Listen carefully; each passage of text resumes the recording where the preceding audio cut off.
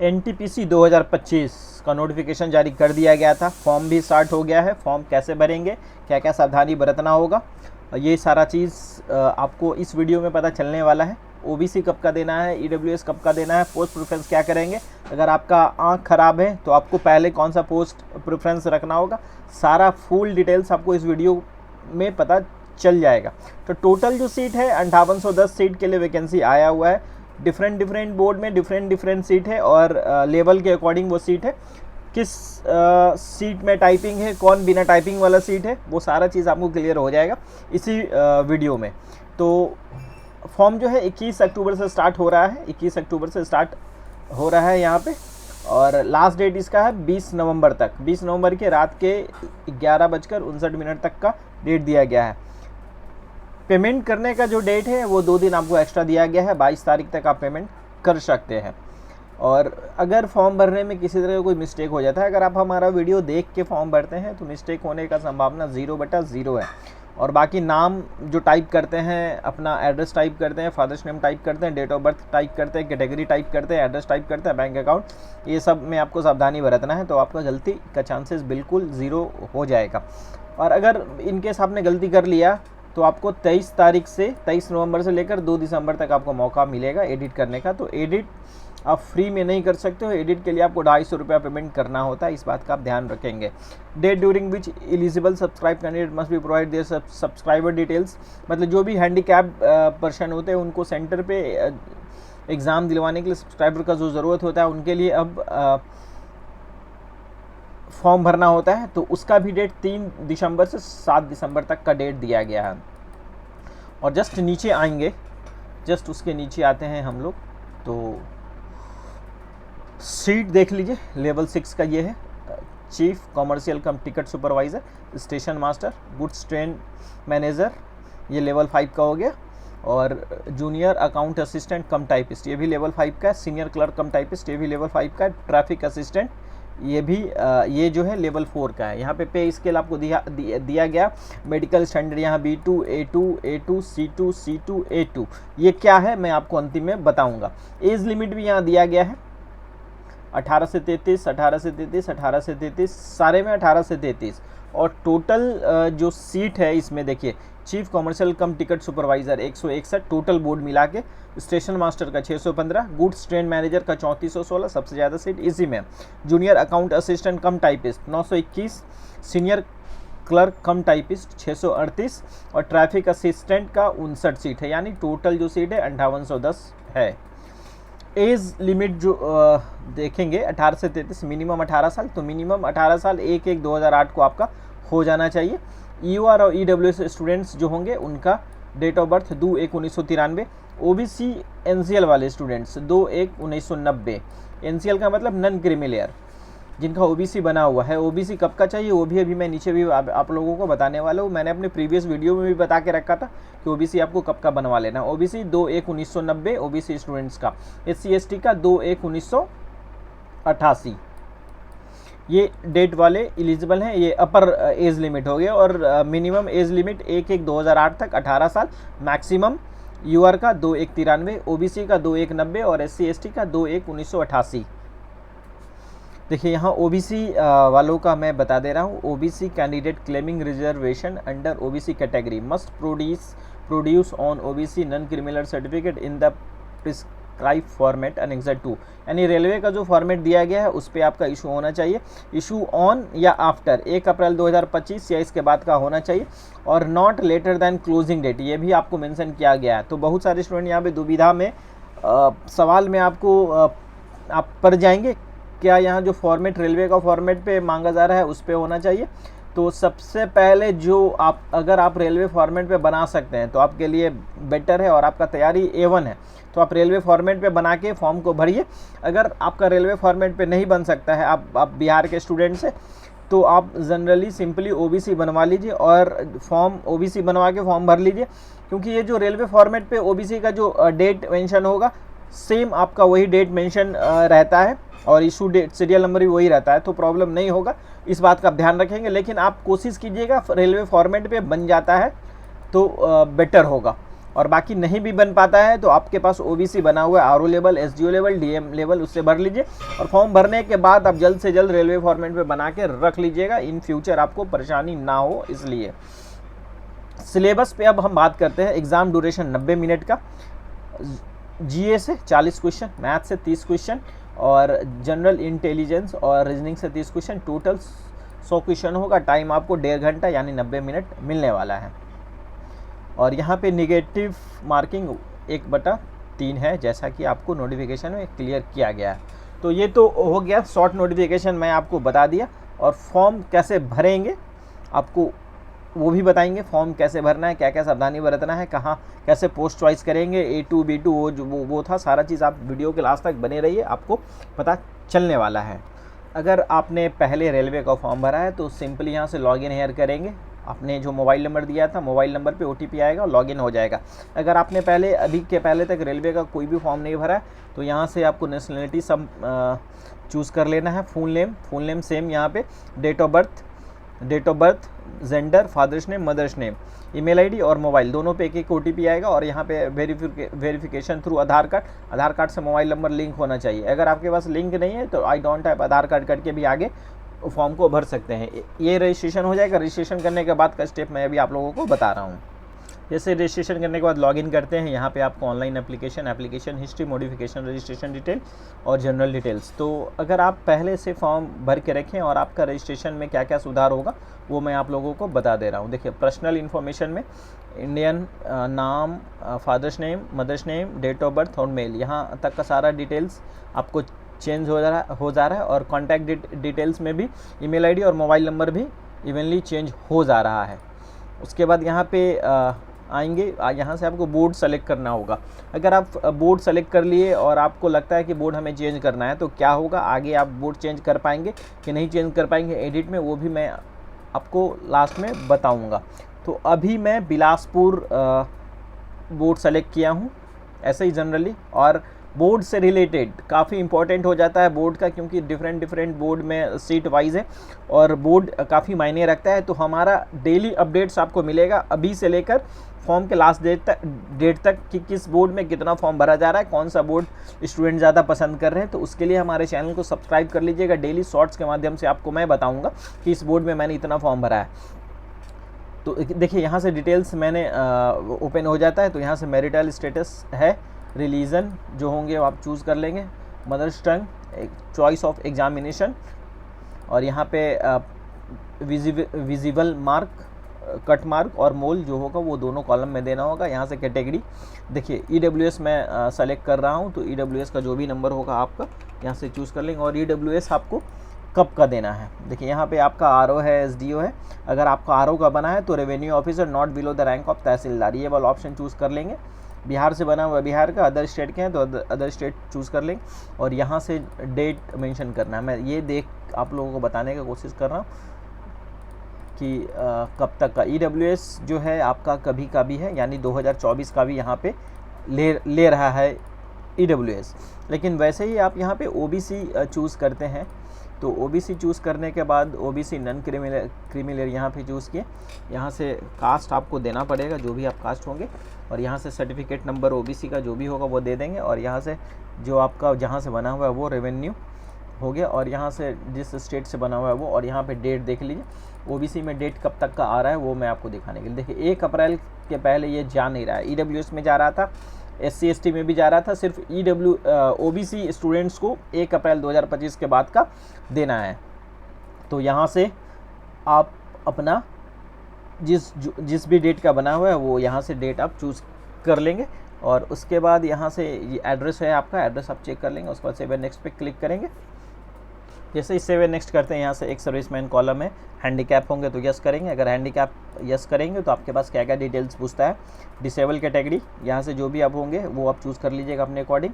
सब disability category, जैसे ही यहाँ पे चूज़ करेंगे ना, जैसे हेयरिंग चूज़ किए तो यहाँ पे वो ऑप्शन आ जाता है। तो ऐसे ही चूज़ करना है, जैसे जैसे ऑप्शन जाएंगे वैसे वैसे खुलता जाएगा। यहाँ पे परसेंटेज है, यहाँ पे आपको हैंडीकैप सर्टिफिकेट का नंबर देना है, यहाँ पे इशू डेट देना है। और UDID का भी नंबर यहाँ पे मांगा जा रहा है। तो UDID अगर आपके पास नहीं है तो UID कैसे अप्लाई करेंगे, UID अप्लाई करने के बाद कितने दिन में आ जाता है, वो भी हमारा वीडियो जल्द से जल्द अपलोड हो जाएगा। और उसके बाद जैसे ही नीचे आते हैं राइटिंग एबिलिटी अफेक्टेड टर्म पार, अगर आप हैंडीकैप वाले ऑप्शन में हैं तभी ये यस होगा, नहीं तो नो होगा। उसमें भी आपको अगर लगता है सब्सक्राइबर आपको लेके जाना है तो यस करेंगे, नहीं तो नो करके आप फाइनली उसको छोड़ सकते हैं। यहाँ पे देखिए, यहाँ पे बिहार के स्टूडेंट्स जो ईबीसी कैटेगरी में आते हैं वो यहाँ पे ज़्यादातर गलती कर देते हैं, और इस गलती के कारण आप सीधा का सीधा फाइनल मेरिट से बाहर हो जाएंगे अगर ये गलती करते हैं तो। यहाँ पे ईबीसी का मतलब है, यहाँ पे ईबीसी का मतलब है इकोनॉमिक बैकवर्ड क्लास, और बिहार में जो ईबीसी होता है एक्सट्रीमली बैकवर्ड क्लास। तो यहाँ पे स्टूडेंट्स गलती कर देते हैं। आप अगर ईबीसी में हैं, बिहार में ईबीसी में आते हैं एक्सट्रीमली बैकवर्ड क्लास में, तो यहाँ पे आप नो ही रखिएगा। अगर आप गलती से यस कर देते हैं तो आप अनएलिजिबल हो जाते हैं। ये ईबीसी का मतलब है इकोनॉमिक बैकवर्ड क्लास। इसके लिए आपके पास ईबीसी कार्ड होना चाहिए सेंट्रल गवर्नमेंट से बना हुआ, तभी आप वैलिड हो पाएंगे। EBC card extremely backward class जिसका इकोनॉमिक 50,000 से कम है या 50,000 तक है, ये उनके लिए है। तो यहाँ पे बिहार के स्टूडेंट ईबीसी वाले, मैं फिर से बता दे रहा हूँ, यहाँ पे आप नो ही रखेंगे, नहीं तो आपका फॉर्म गलती हो जाएगा। और यहाँ पे आपका बैंक अकाउंट डिटेल्स वगैरह है, यहाँ पे सेव कर लेंगे। उसके बाद सेव एंड नेक्स्ट पे क्लिक करेंगे। यहाँ से आपको मैट्रिक, अगर आपने पहले से फॉर्म भरा है तो यहाँ से एडिट पे जाके यहाँ से मैट्रिक का सर्टिफिकेट नंबर आपको इंटर कर लेना है। उसके बाद अपडेट पे कर देना और यहाँ से फाइनली ग्रेजुएशन का लगा देना है, ग्रेजुएशन। अगर आपने ITI और ग्रेजुएशन एक साथ कर लिया है, आपका सेशन मैच हो रहा है, तो आप प्लीज़ NTPC ग्रेजुएशन लेवल का फॉर्म मत भरिएगा, मैं ये बता दे रहा हूँ आपको।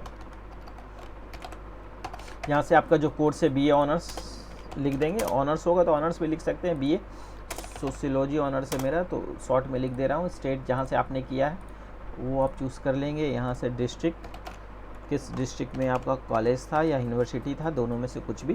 जैसे कॉलेज का नाम लिख रहे हैं तो कॉलेज का डिस्ट्रिक्ट, और यूनिवर्सिटी का नाम लिख रहे हैं तो यूनिवर्सिटी का डिस्ट्रिक्ट आप लिखिएगा।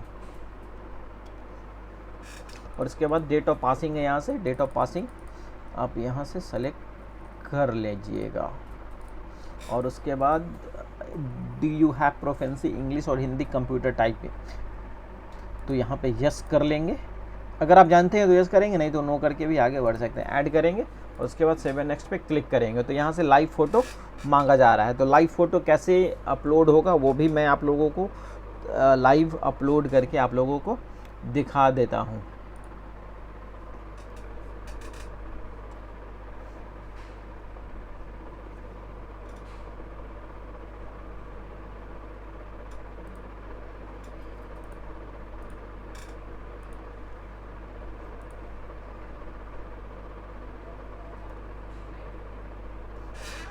ए ईशु आओ तो इधर, ईशु आ जाओ, टी शर्ट पहन के आओ, टी शर्ट पहन के आओ ना, टी शर्ट पहन के।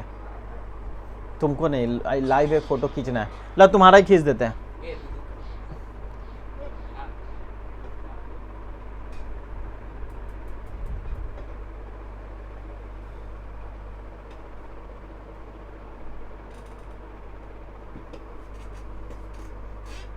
आओ ना जल्दी, आओ ना, अरे आओ ना।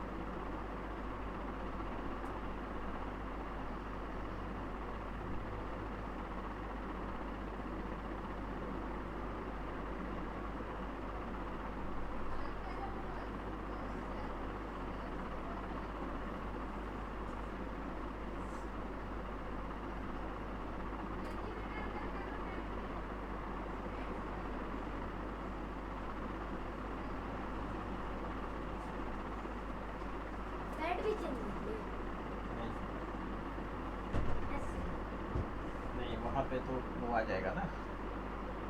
कहाँ हो गया?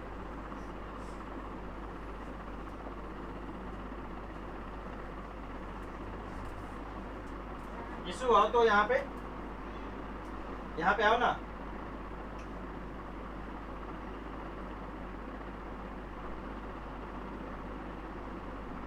यीशु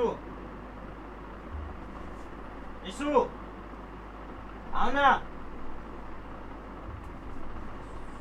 यहाँ फोटो खाली ऐसे करके इसका फोटो लेना बस। हम वहाँ से लाइव चालू करेंगे। उसको बंद करो पहले आवाज।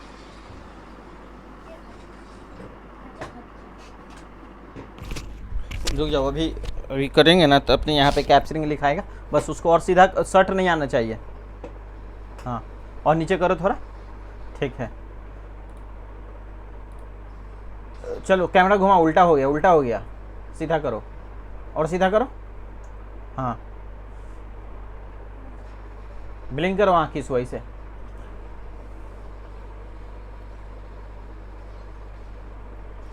नहीं हुआ। फेस इज टू स्मॉल, थोड़ा सा और ये करना। अब 5 मिनट के बाद फ़ोटो खिंचाएगा। गलती हो गया। चलो फिर से करो ना एक बार।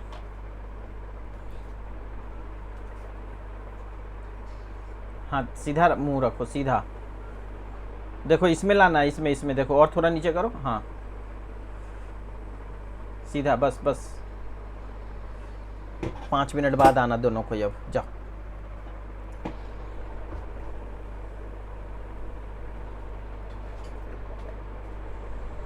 कहाँ दिख रहा है?